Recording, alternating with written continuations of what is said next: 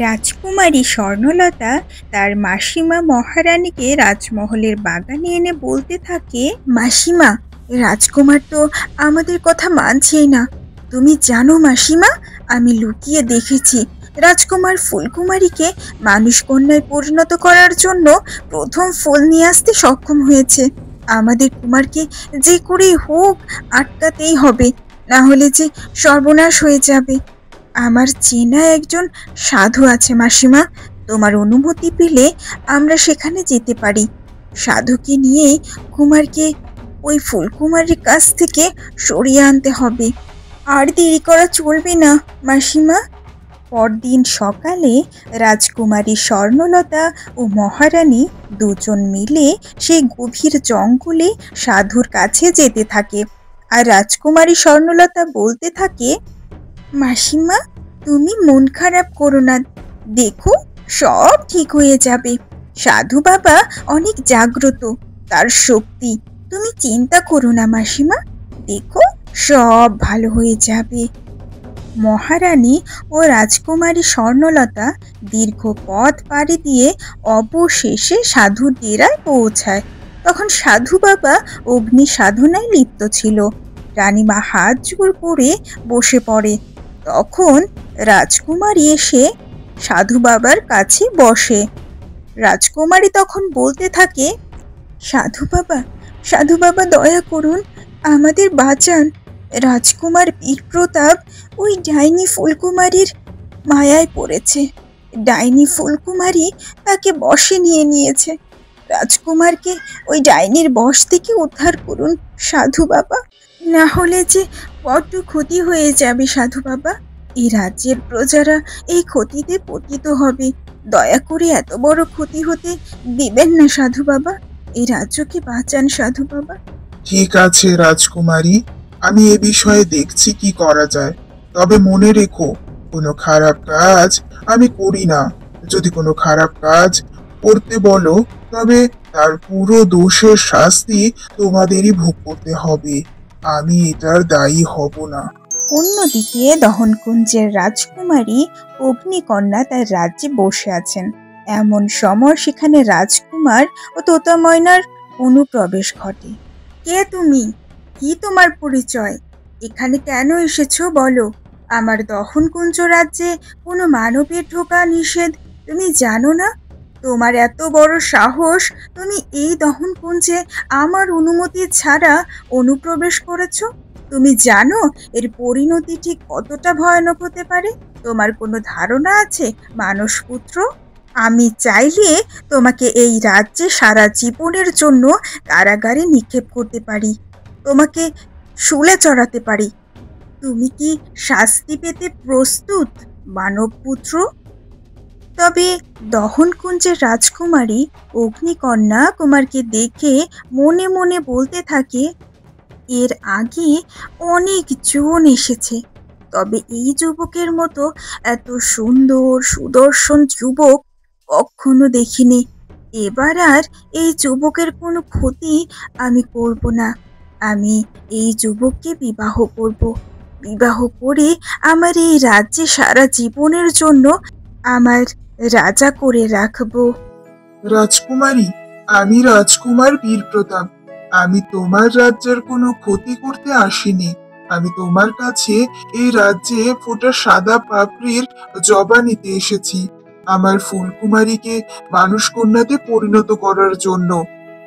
তোমার যে পরীক্ষা নেওয়ার তুমি নিয়ে নাও, আমি সকল পরীক্ষা দিতে প্রস্তুত। আমি শুধু চাই আমার ফুলকুমারীকে মানুষ কন্যায় পরিণত করতে। বেগুনি পাপড়ির সূর্যমুখী ফুলকুমারী, আমার জন্যই আজ তার এই অবস্থা। তবু তুমি দয়া করে আমাকে সেই সাদা পাপড়ির জবা ফুল দিয়ে দাও রাজকুমারী অগ্নিকন্যা। রাজকুমার, ঠিক আছে, তবে তোমার যখন এতই পরীক্ষা দেওয়ার ইচ্ছে, তবে যাও, এই দহনকুঞ্জ রাজ্যের দক্ষিণে সেই জবা ফুল ফুটে আছে। তবে একটা শর্ত, সেই ফুল নিতে তুমি শুধু একাই যেতে পারবে, তোতা ময়না তোমাকে নিয়ে যেতে পারবে না। অন্য কারো কোনো সাহায্য তুমি পাবে না। অগ্নিকন্যা জানতো সেখানে সেই ফুল অনেক সুরক্ষিত রাখা আছে, তাই সে মনে মনে বেশ খুশি হয়। ঠিক আছে, আমি তোমার কাছে সকল পরীক্ষা দিতে প্রস্তুত। আমি আমার কুমারীর জন্য সব করতে পারি, সব। বেগুনি পাপড়ির সূর্যমুখী ফুলকুমারী, তাকে মানুষ কন্যা করতে যদি আমার প্রাণ ত্যাগ করতে হয়, তবু আমি করব। আমি যে কুমারীকে কথা দিয়েছি, আমাকে আমার কথা রক্ষা করতেই হবে। আমি আমার কথার খিলাফ করতে পারবো না। আমার জীবন থাকতে আমি আমার দেওয়া কথা অবশ্যই রক্ষা করব। রাজকুমারী। রাজকুমার অনেক পথ হাঁটার পর তার চোখ আটকে যায় সেই জবা ফুলটির দিকে। রাজকুমার জবা ফুলটির দিকে এগিয়ে যায়, তবে জবা ফুলটি যেখানে ফুটেছিল তার চারপাশ দিয়ে আগুনে বেষ্টিত করা ছিল। সেই ফুল নিতে রাজকুমারের বেশ কষ্ট হয়, তার শরীরটা ক্ষত বিক্ষত হয়ে যায়। তবুও সে নিজের জীবনের মায়া ত্যাগ করে সেই ফুলটি হাতে তুলে নেয় আর বলতে থাকে, আমি পেরেছি কুমারী, আমি পেরেছি। তোমাকে দেওয়া কথা যে আমাকে রক্ষা করতেই হবে। যত কষ্টই হোক না কেন, আমি তোমাকে আবার মানুষ কন্যা রূপে ফিরিয়ে আনবই আনবো। তুমি কোনো চিন্তা করো না কুমারী। আমার শক্তি যে তুমি। তোমার থেকে দূরে যেতে আমার একদম ভালো লাগে না কুমারী। তবু তবু আমি যে চাই তোমার কাছে ফিরে আসতে, জয়ী হয়ে ফিরে আসতে। আমি আসছি কুমারী, তুমি আর একদম চিন্তা করো না। আমি দ্বিতীয় ফুলটাও হাতে পেয়ে গেছি। এবার শুধু তোমাকে ছুঁয়ে দেওয়ার পালা।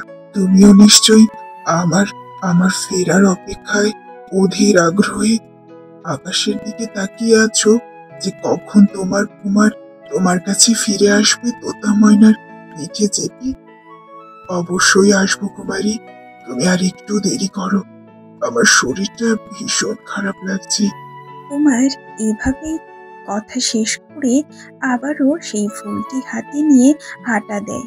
তার ক্ষতবিক্ষত শরীরটা আর যেন চলে না, তবুও সে যেন থেমে থাকার পাত্র নয়।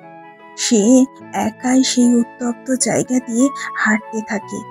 কুমার ফুলটি হাতে তুলে নেওয়ায় সেখানে সবুজে সবুজে ভরে ওঠে।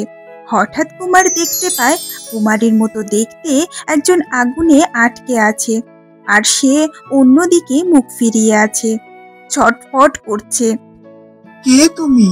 আর এখানে আগুনের মধ্যে কে আটকে রেখেছে তোমায়? একবার পাশ ফেরো, আমি তোমাকে দেখতে চাই। কে তুমি? ঠিক তখনই কুমার যা দেখতে পায়, কুমার, আমি আমি কুমারী, দয়া করে ওই ফুলটা আমাকে দিয়ে দাও, তাহলে আমি এই মৃত্যুপুরী থেকে মুক্তি লাভ করতে পারি।